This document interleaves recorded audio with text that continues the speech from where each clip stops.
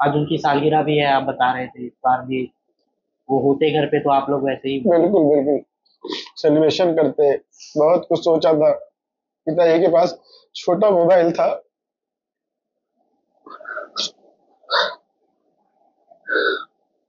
हमने सोचा था आएंगे तो बड़ा मोबाइल दिलाएंगे इनको।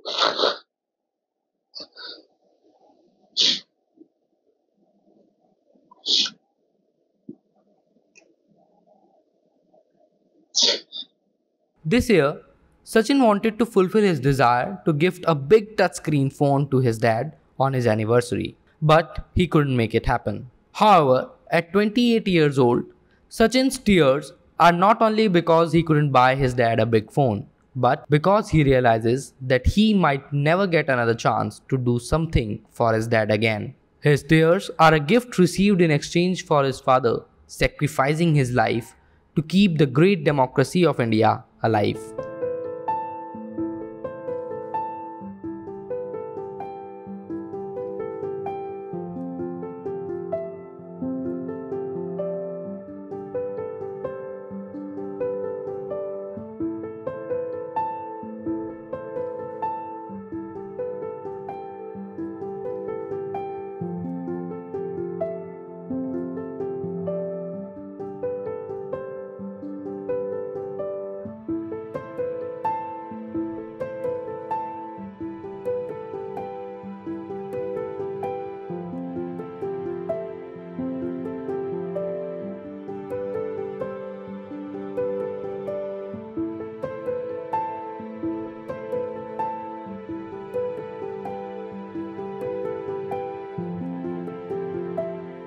In the quiet town of Raebareli in Uttar Pradesh stands the home of Sham Bahadur Singh, now sadly the late Sham Bahadur Singh.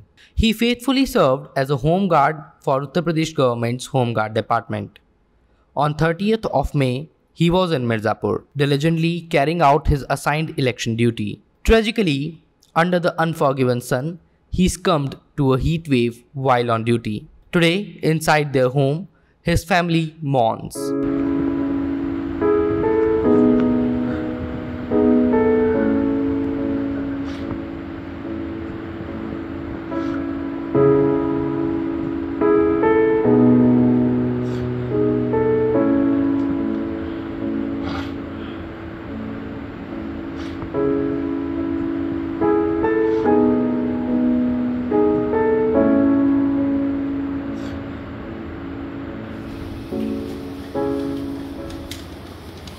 All they are left with is a condolence letter from government, a stark reminder of Sham Bahadur Singh's sacrifice in service to his duty and his country.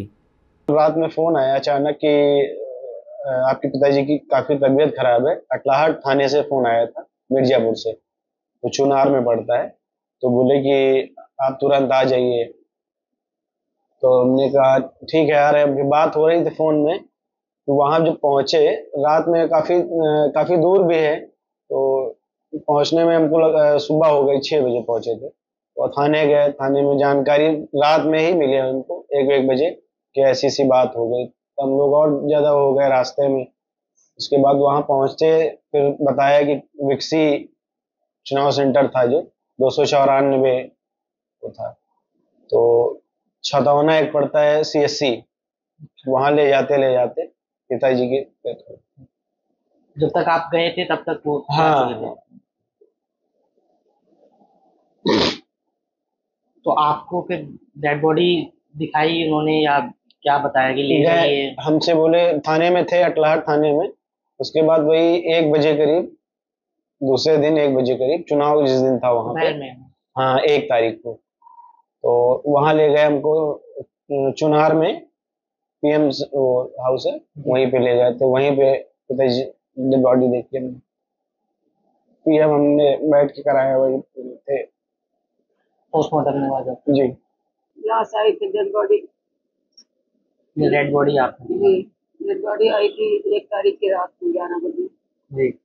वहाँ से वो police वाले लेके आए थे गाड़ी में। तो लोग पहुंच गए थे वहाँ। जब गए तो वहाँ सब लिखाया पोस्टमार्टम हुआ उनका, सब लिखा पढ़ी नहीं उसके बाद से तो आए। लेकिन तो बाइक थी, देखा नहीं। बहुत मतलब वो हो गया तो कई मतलब काफी टाइम गुजर गया तो खोला ही नहीं गया उसको, स्टील का प्लास्टिक में देखा नहीं हमने। देख नहीं पाई आप?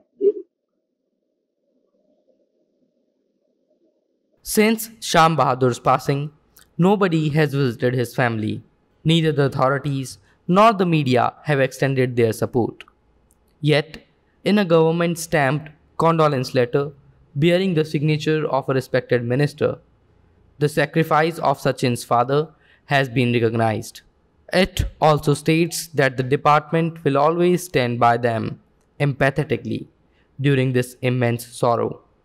Om Shanti. सांत्वना अगर मिलती उधर से सरकार की तरफ से कि हाँ आपको इस प्रशासन की तरफ से आपको जो हुआ है उसकी हानि के हुई है उसके लिए आपको कुछ न कुछ दिया जाएगा या आपकी नौकरी दी जाएगी, ये बताया जाता तो हम लोगों को थोड़ा वो रहता कि घर में घर चलाने के लिए तो कम से कम हम भी थे ना।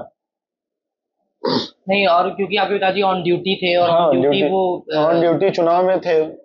तो अमूमन तौर पे कोई सम्मान राशि दी जाती है, उस तरह का कुछ अभी आप लोग? अभी कुछ नहीं। हमारे बेटों को नौकरी मिल जाती है, हम लोगों को कुछ धनराशि या मकान वगैरह के लिए कुछ पैसे, हमारी बेटी की शादी के लिए कुछ मिल जाता तो हम विश्वास करते कि हाँ सरकार हमारे लिए कुछ सोच रही है, हमारा आदमी कुर्बान हो गया, उन्होंने कुर्बानी दे दी अपनी जान की इतनी गर्मी में चुनाव उसमें पीरियड में। आपकी कब बात हुई थी पापा से लास्ट टाइम? पापा से बात हुई थी 30 मई को। फोन पे ही बात हुई थी? जी जी। क्या बात हुई? पापा बोले कि वही दर्शन वर्शन किया है हुआ तो वही प्रसाद वसाद लिया है तो और बोले कि वही बूथ पर जाएंगे मिर्जापुर 31 को। बस यही सब बात हुई पापा से। वो आखिरी बात थी आपकी, उसके बाद बात नहीं? हाँ, उसके बाद बात नहीं हुई पापा से। उनकी डेथ का कैसे पता चला आपको? मम्मी से पता चला या? नहीं, 31 को हम बार कॉल कर रहे थे बार बार, तो बार बार मैंने सुबह से फोन करना शुरू किया रात तक, लेकिन बात नहीं हो पाई पापा से। और रात में 11:30 बजे एक अंकल का फोन आया वहां से मिर्जापुर से, बोले कि पापा की हालत बहुत सीरियस है और मम्मी से हमने बात कराई तो बोले कि कोई जेंट्स हो तो उससे बात कराओ। भैया से फिर बात किया तो बोले जल्दी से आ जाओ, पापा की बहुत तबीयत खराब है, एडमिट है हॉस्पिटल में। शालिनी, आपको हुआ था विश्वास जब बताया किसी ने कि ऐसा कुछ हो रहा है या नहीं रहेंगे? हमको विश्वास नहीं हो रहा था। आपके साथ कैसा रिश्ता था उनका? अमूमन तौर पे बेटियां जो है ज्यादा लाडली होती पापा हैं। हमारे बहुत अच्छे थे, हमको बहुत प्यार करते थे पापा, और सबसे ज्यादा पापा हम ही को मानते थे। कुछ आपसे बात करते, कुछ सपने देखते थे आपके लिए, कुछ बनाना चाहते थे या आपकी शादी का बात करते थे, क्या बात? हाँ, पापा बोल रहे थे कि वो तुमको ब्यूटिशियन का कोर्स कराएंगे। हाँ। अब आपको कैसा महसूस हो रहा है? आपको क्या भाव आ रहे हैं अभी मन में जब वो नहीं है तो? हाँ, पापा की बहुत याद आती है। क्या बात सबसे ज्यादा याद आती है आपको? कि पापा हमारे साथ नहीं है। पापा मतलब जाते थे ड्यूटी से, वापस आते शाम को ही रहते थे हमारे पास। आज आपके ब्रदर बता रहे थे सालगिरह है, मतलब एनिवर्सरी थी, तो आप लोग? हाँ, आज ही के दिन थी, 17 जून को। आज ही के दिन? जी। तो आप कैसे मनाया करते थे सालगिरह? बनाते थे आप लोग? हाँ, बनाते थे। शाम को हम लोग वही केक कटते थे और वही मतलब खाना वाना बनाते थे, पेप्सी वगैरह लाते थे।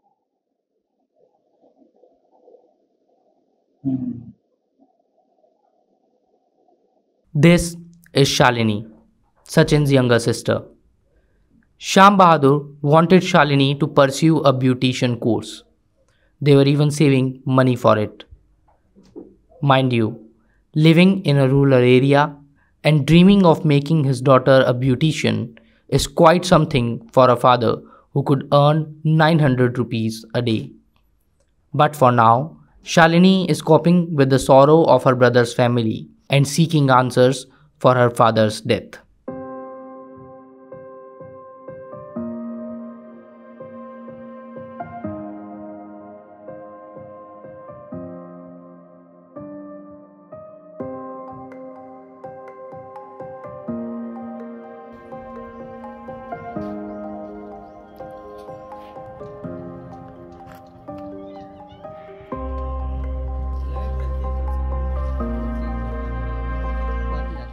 Nearly 200 kilometers away from Sham Bahadur Singh's family, another family resides in Bahraich.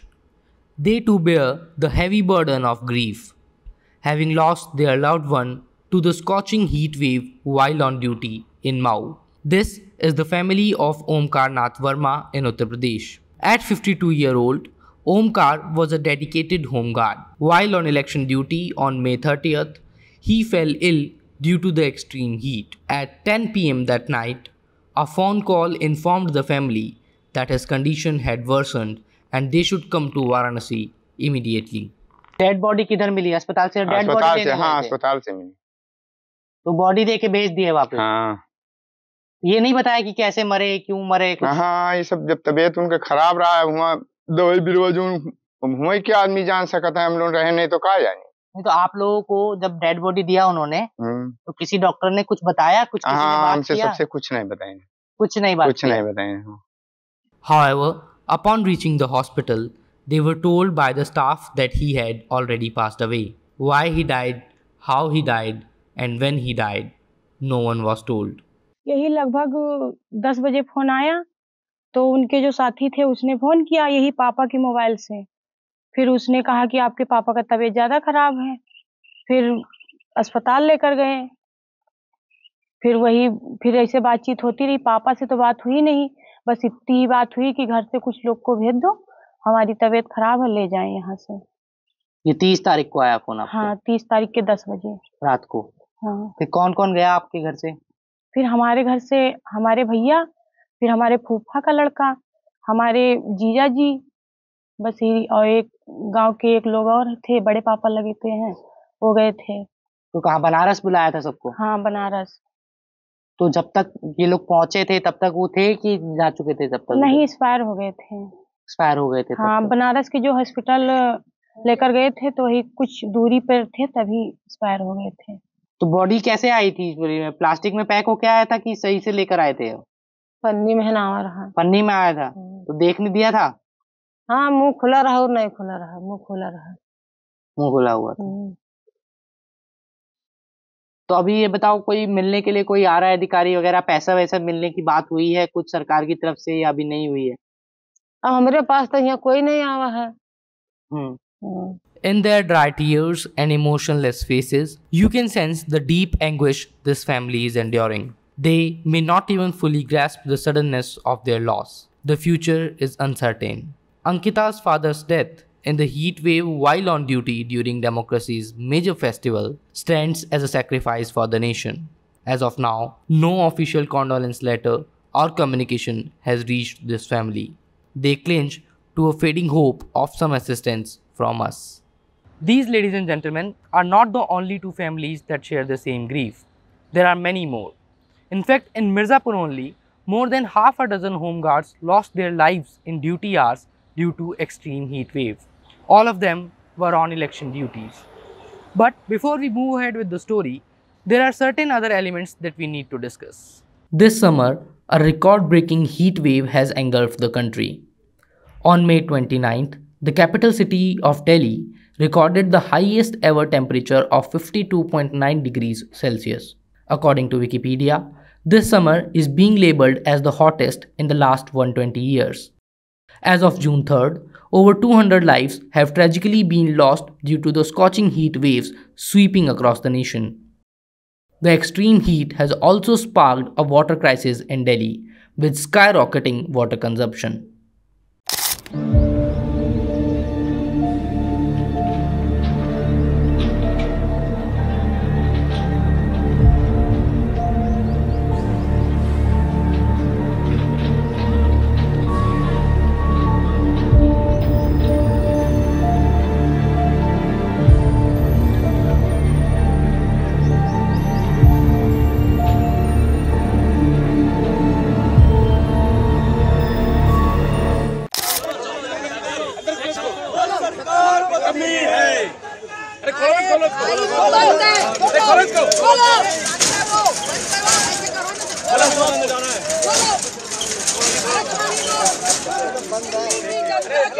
पानी के लिए आज भरिए, शिकवट बोल रहे हैं। पानी दो, दिल्ली की जनता को पानी दो, पानी दो, पानी दो, पानी दो, पानी दो, पानी दो, पानी दो, झूठे वादे बंद करो, बंद करो, बंद करो, झूठे वादे बंद करो, बंद करो, बंद करो। अपनी पार्टी की सरकार ने एक बनावटी क्राइसिस क्रिएट करा है।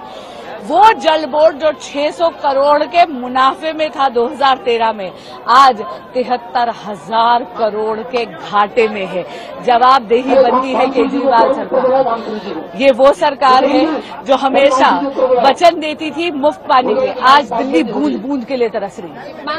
आज के दिन में जितना पानी दिल्ली को हरियाणा से मिलना चाहिए, वो पानी लगातार कम हो रहा है। चाहे वो वजीराबाद बराज पे हो, चाहे वो मुनक कनाल पे हो, जितना पानी हरियाणा को छोड़ना होता है, हरियाणा वजीराबाद बराज पर पानी नहीं छोड़ रही है और हरियाणा मुनक कनाल में दिल्ली के हिस्से का पानी नहीं छोड़ रही। वेट करने के लिए पानी नहीं है, बिसलेरी लाता है वो 30 रुपए बोतल देता है। बिसलेरी? हाँ, इतनी दिक्कत है पानी की? और क्या भाई बहुत दिक्कत है, इनको तो बहुत दिक्कत है भाई। टैंकर वाले नहीं देता। आप क्या 3 हफ्ते बाद नहाए हो क्या? ऐसा बढ़ा के तो नहीं बोल रहे हो? परेशान हो गए यार, पानी नहीं है, क्या करें? दे ही नहीं रहा पानी भाई, आधा टैंकर पानी नहीं देते हैं। आपको टैंकर से पानी नहीं मिलता है? पानी दे ही नहीं रहा, कारपोरेट टैंकर वाले में पानी नहीं दे रहा है। दूसरा आ रहा है, उसमें भरा देंगे। तो क्यों नहीं मिलता पानी आपको टैंकर से? वो आगे पता नहीं कहाँ ले जाता पानी, यहाँ रोकता नहीं। जब बोलता हूँ तो कहता नहीं देंगे पानी, आगे ले जाता। तो पैसे मांगता होगा ना, लेकिन पैसे तब भी नहीं, पैसे भी दे रहा तब पैसे भी नहीं मिल रहा है, तब भी नहीं मिल रहा नहाने का। और सरकारी टैंकर नहीं आता क्या इधर अंकल जी? कुछ नहीं आते हैं, मगर प्रकाश जारवाल बेचता है। बीमार पड़ रहे हैं। हाँ, क्या कह रहे हैं? 25-30 रुपये ड्रम लेता है क्योंकि बाग पे थे एक ड्रम का। हाँ, अरे 2000 रुपए मांगते पानी के टैंकर के। भाई साहब आप कैसे 20 रुपए टैंकर फिल करने 2000 रुपए एक टैंकर के मांगते हैं यहाँ पे। हाँ, दिल्ली जल बोर्ड वाला टैंकर है। केजरीवाल कह रहा है कि हम इसको चालू कर देंगे, इसको 5 साल ये लाइन गड़े हो गया, अब तक तो चालू नहीं हुई इससे केजरीवाल से। 20 रुपए बाल्टी और खोद के डाल दीजिए।